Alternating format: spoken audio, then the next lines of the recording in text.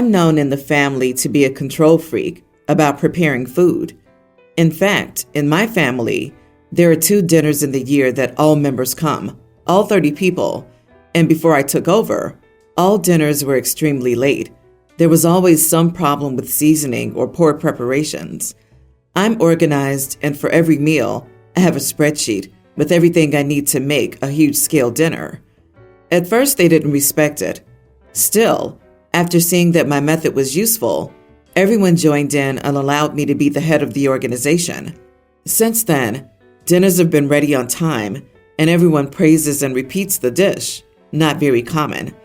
It takes 1 to 2 days to prepare meals.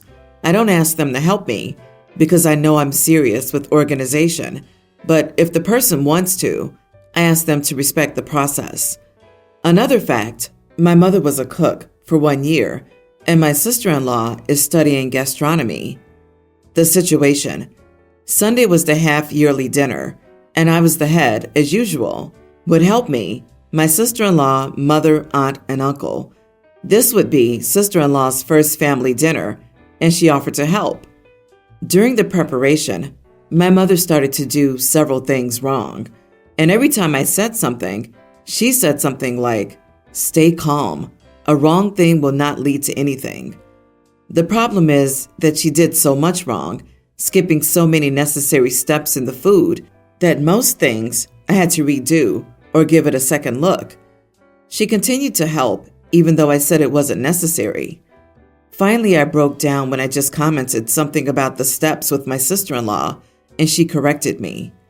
I was going to comment, but my mother said, "I think you better cool off in the pool and let those with experience sort it out." I accepted, grabbed a glass of wine, took the spreadsheet with me, and spent the whole day in the pool, ignoring when asked to return. So dinner was late, poorly seasoned, undercooked, and no one had a second dish.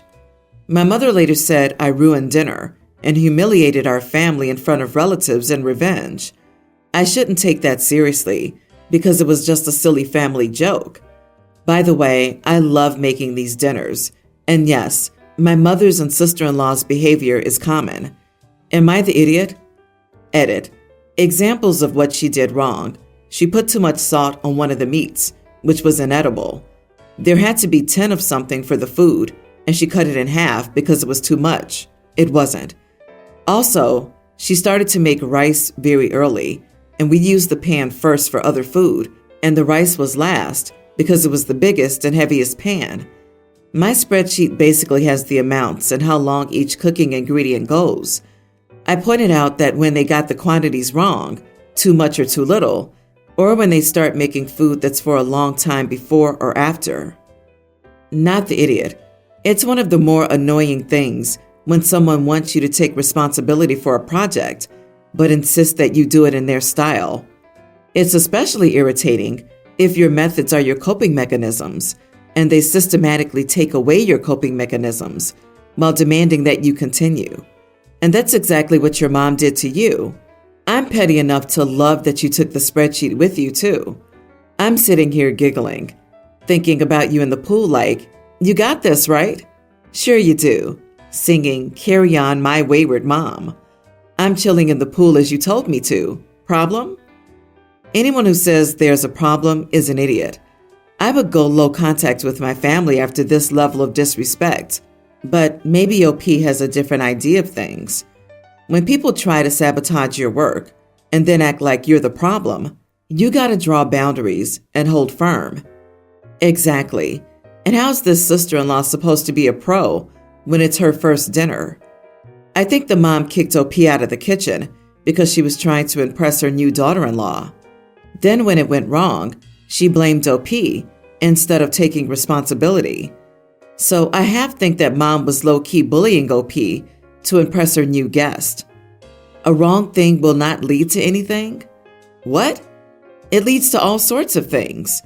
I can only imagine how expensive that wasted food for 30 freaking people was. Mom was embarrassed by the control freak style and wanted to chill, but she also wanted the structure and skill, an outcome of having the person there who does all the stuff well. She can't have both, and she was embarrassed by not having it work out. She doesn't seem used to the concept of follow-through. Next time, tell people you don't want help in the future. Tell them you're happy to cook, but if you're cooking, you're doing it alone. Otherwise, everyone else can bring their own dish. I'm 29 female, a university professor/researcher.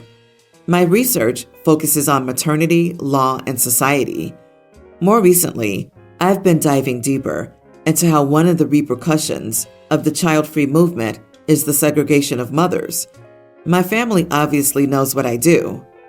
My sister, 26, is getting married and is choosing to do a child-free wedding. Fine enough. She announced her choice to the family a few weeks ago. I said nothing.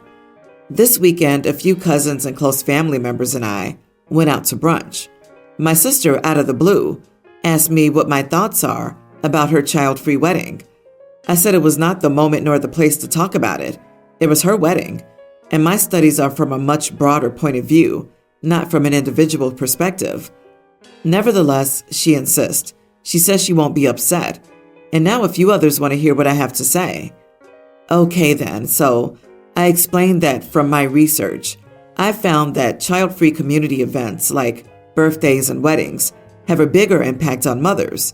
How child-free events often burden the mother, the ones expected to care for the child, to stay away from them, excluding not just children, but women from participating in the social life of the community they're a part of. So how does this idea of having a day that's all yours, expecting your community to celebrate and support you, while excluding important members of any community, children, come from an individualist worldview while maintaining your expectations over your community? I did highlight again that my studies are not focused on one individual, but on the societal impacts of a changing dynamic in communities. I was more articulate than this, since I didn't have a word limit and answered a few questions that arose. However, my sister was quiet after that, and as soon as I noticed, I changed the subject, and everyone moved on to other topics. Well, yesterday, my sister called me to tell me I was very rude to say what I said, and that she was upset with me. I've been thinking about it, and I'm conflicted. I know it could cause problems, so I refused to answer the first time, but she insisted and said that it would be fine. So I don't know. Am I the idiot? Not the idiot. Was she fishing for a debate or an argument? She got the answer she asked for, knowing very well about what you research. Very well said, by the way. I've never seen child-free events from that perspective. You did everything right when giving your thoughts after being deliberately asked for them. I'm not sure what she expected, unless it was to validate her having a child-free wedding. It's weird that she would ask and reassure you she won't be upset, and then call you rude. You not only warned her, but gave her the information in a very professional manner.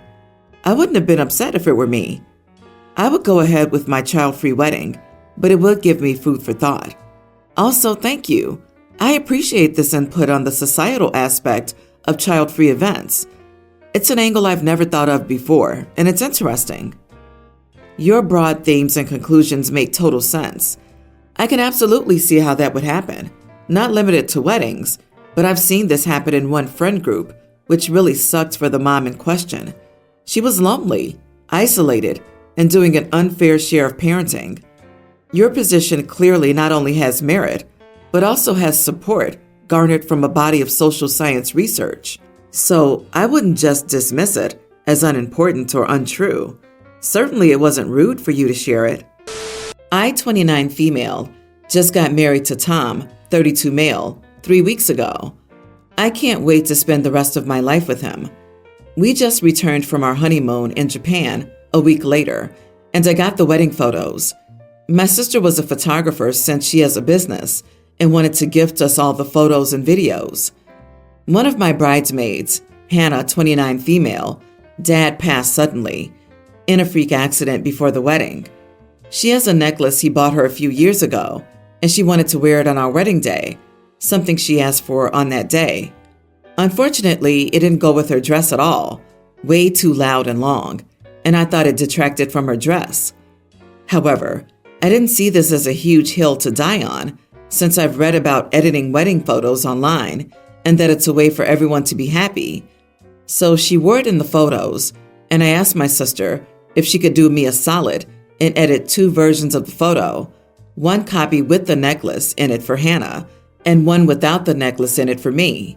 So I ended up having that photo printed and put up in the dining room of me and all my bridesmaids. Tom and I threw a barbecue to thank everyone again for coming to the wedding. It was all going well until Hannah saw the edited photo without the necklace framed and on my wall. I explained and told her that I thought it was a nice way to compromise since I didn't say it didn't go with the outfit at the wedding. She wasn't happy and said that the necklace meant a lot to her and it was rude to have it edited out. I apologized but pointed out that we gave her the photos where she was wearing a necklace and that I wanted my photo with my original vision on my wall. There are photos of her where she's wearing the necklace. It was just this one photo of all my bridesmaids and me in front of our venue that I had edited. All of the bridesmaids' dresses were handmade by me to match my theme and as a nice memento and part of their thanks for being in my bridal party. I would have designed hers differently if I knew she wanted to wear this necklace. She left pretty quickly after that and has refused to answer my calls or messages of me trying to apologize. Was this an idiot move? She still got to wear the necklace to the wedding and has photos of her in it also. But I wanted the outfits I made for my bridesmaids to be on show, not her dad's necklace. No idiots here. There's nothing wrong with you having an edited copy of the photo, but it was a little soon for your friend. Your friend's feelings are still raw. It felt like a jab to her. It wasn't. I know you know that. The other bridesmaids probably knew that. And your friend probably does too. But emotions are overwhelming. She just needs some time to go through grieving her father first. It was too soon, and that's not really anyone's fault. I'm sorry I wasn't as sensitive as I could have been. I got so lost in my own joy that I didn't stop thinking about how much you're grieving. I hope you can forgive me. Would you like to talk about your dad? Sometimes apologizing doesn't mean you've done something wrong. It's an acknowledgement that someone has been hurt and their emotions are all over the place. If it's an important friendship, swallowing pride and reaching out can go a long way. Weird scenario, but for the last 2 months, I, 28 female, and my husband, 31, lived on my sister-in-law's property.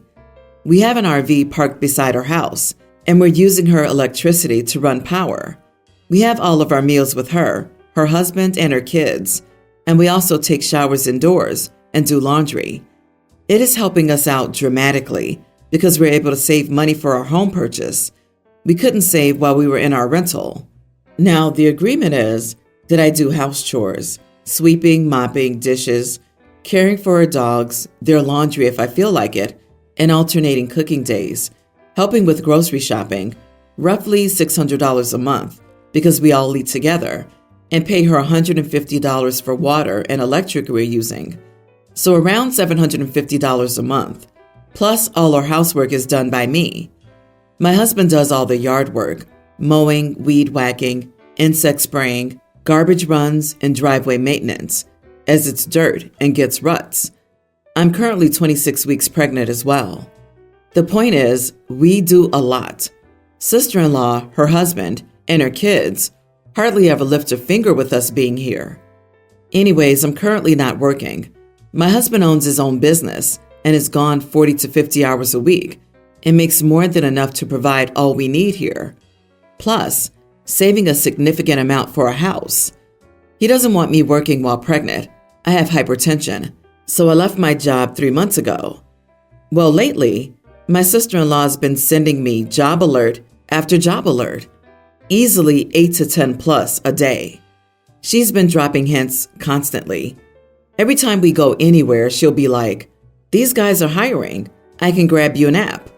I always say no. I do not need to work right now, as I'm contributing well beyond my means already. And my husband doesn't want me working right now. So she drops it, but then continues to send me the alerts. Yesterday, I was kind of fed up because sister-in-law asked me to do a lot more yesterday, and I was just exhausted. So I was cleaning, doing all their laundry, and scrubbing walls because they had a party planned. and she sent over an alert for a cleaning position, and I lost it. I responded with, "Okay, I will get a job, but that means you'll have no one to clean your dirty underwear and scrub your walls for you, and I will not be doing anything but my portion of the chores around here." She responded, "I'm just trying to help. There's no need to be nasty." My husband is on my side. Am I the idiot? Edit. We have talked about it. I thought the same thing, her being fed up with our arrangement, but my sister-in-law has clarified that she wants us here and doesn't even want us to buy a house, to the point of her talking about converting her barn into an apartment for us and making big plans for it without actually getting a yes from us. She says this is her way of helping, sending me job alerts, because she feels that two people need a job because she's resentful of her husband for not working. Not the idiot. The last line is what this is all about. So, her hubby is just sitting on his butt? Oh, she has a lot of anger. You guys need to move, even if it's to a fan camp situation that has hookups. What does she expect to happen when you give birth? This situation is going to get worse. I'm not even talking about the job alerts. This isn't healthy. You guys need to get out of there. Of course sister-in-law wants you there. She'll lose her indentured servant if you leave. You've been there for 2 months, and you already pay for a good chunk of their food, do most or all of their chores, pay your utilities, etc. This is ridiculous. They're using you to help them with their finances and housework. You have a high-risk pregnancy. None of this is good for you. Exactly. OP, for $750 a month, you can rent a spot for your RV, likely with extra accommodations that benefit you instead of sister-in-law, without the headache of dogs, cats, kids, secondhand smoke, and her lazy butt husband. Look after the little one and your own well-being, mental and physical. You're not the idiot. I kind of feel sorry for sister-in-law. It sounds like she's projecting and maybe even mentally struggling, but you can be supportive from afar. My wife has a young teen daughter from her first marriage. She calls me by my first name as she has a very present and active dad. My wife and I also have a toddler daughter and an infant son. Originally, my daughter was calling me daddy, but recently, she's been calling me by my first name. I let it go for a bit, but after a few months, it wasn't ending. I know it's innocent, and she's only doing it because her sister is. I don't make a big deal out of it. For example, if she says, "Can I please have some juice, Justin?" I'll respond, "Daddy'll get you some juice." I've gently told her before that I'm dad or daddy. Her sister calls me by my first name because she already has a dad. I'm not offended by this at all. I get it's normal. I just want to correct it now before it becomes a habit and it never ends, especially as we have a younger child who will soon learn how to talk. My wife thinks I'm overreacting and should just let her call me whatever she wishes. She claims if our kids called her by her first name, she wouldn't care, but they never have, so it's easy to say. I'm not on a power trip. I just think it's okay to want to be called dad.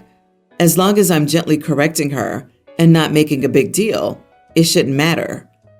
The other night, my daughter asked for something using my first name.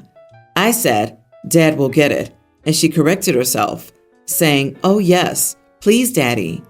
My wife rolled her eyes and said I had broken her spirit. Was I wrong to gently correct her for this? It's completely innocent. I know someone else who had their own child and 2 older stepkids. Little ones are too young to understand familiar relationships fully, and she's likely just copying her big sister. Just gently correct her. Not the idiot. Your kid is just copying her big sister. She's not a teenager. She's a confused little kid.